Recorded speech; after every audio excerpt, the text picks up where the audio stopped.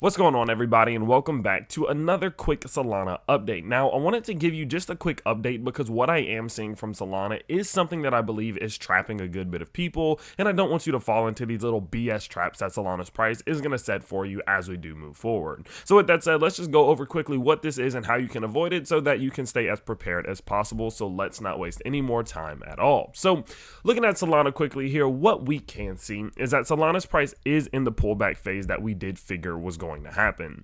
But what you can see is that during this little pullback phase, we have these moments in which Solana's price is going to kind of bounce and shoot back up to the upside. In this example, we saw a move of 8%, and as a result of that, many people did actually just start buying right here, expecting that this was the beginning of another move to the upside. But what you can see is over the last day and a half since then, the price has now started to roll back to the downside, and those people who did start buying off this little bounce are somewhat upset because they did kind of get fooled. Now, there is still a chance that this does continue, don't get me wrong, but the likelihood here is that it will not. And so what I want you to look out for in this example is that these little bounces are going to happen, and they're probably going to happen frequently.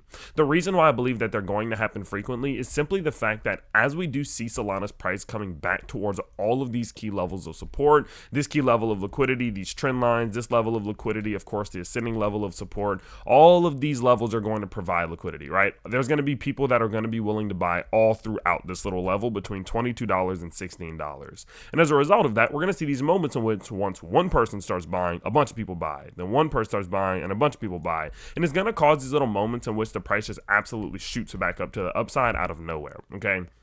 Now, although that is good and although that is great, I want you to understand that as that does start to happen, you are going to consistently just get faked out, okay? And there only is one true strong way that you can actually identify when the tide of the trend is changing and when it's not just one of these little fake outs to the upside. So what I want you to watch out for is something that happens here on your Fibonacci's. Now, what you're going to do is you're going to get your Fibonacci and you're going to draw it from the close. This close that we got here at 27.45, not the wicks, not right now, but the close. And you're going to draw that down to the most recent lower low. Okay, now when you draw it down to the lower low, what you'll see is that there's a level between 786 and 618, currently between $26.43 and $25.57.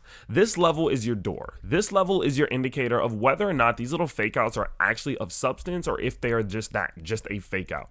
If the price is capable of getting above that 618 to 786 zone, then you're in progress, and then you're in a situation in which this move is more macro and easily could continue up to some of these more extended levels around $29 or $31. But these little fake outs will almost always fail when they hit these 618 to 786 zones, and that's your sign that the price is likely going to continue to get rejected to the downside or go into some type of sideways consolidation, okay? So the way that you can avoid getting faked out in these little moments is to simply just wait and watch to see if we get above the 786 to 618 zone. Solana always respects that box, and as you can see here in this example that we're talking about now, that is exactly what is happening. So if the price continues to get rejected, you're looking good. And say, for example, hypothetically, the price of Solana does something like this, in which it comes all the way down here. What you're then going to do is you're going to take your Fibonacci's from the close down to that low, and you're going to say, okay, well, now I need to see the price work its way all the way back up above 26.13 before I get too excited that we're actually going to make a move of substance, okay? This is the way in which you avoid these little moments in which you get faked out, and this is how you avoid buying at times before the price is actually about to continue dumping to the downside. Another thing you obviously can do is simply just look at your daily chart prime oscillator. In these moments in which the price itself is not fully reset or the oscillator itself is not fully reset back to the bottom side, it's honestly a pretty good time to assume that these little moves are just short term and they're likely not macro moves, because the macro moves only usually happen, as we can see from like right here and as we can see from like right here and even right here, right? These only really happen when this indicator and oscillator are back towards, you know, the lower 30% to 0 percentile here, okay? These areas down here, not usually around this 50 percentile, okay? That's not usually when you're going to see a more macro move to the upside, right? So with that in mind, whenever you combine the fact that, again, we're not seeing the 618 to 786 zone being cleared, and we're also, again, not seeing the daily chart prime oscillator fully reset, it goes to show that we're probably just in a little moment where we're going to get a little fake move to the upside, maybe a little short-term move, and then a continuation to the downside. Now, realistically, it does go even further than that. What I would say is that even if it's price did break this Fibonacci from the close to the low, I would still probably be looking for it to break the wick to the low, which currently puts that 786 zone above about $29.84.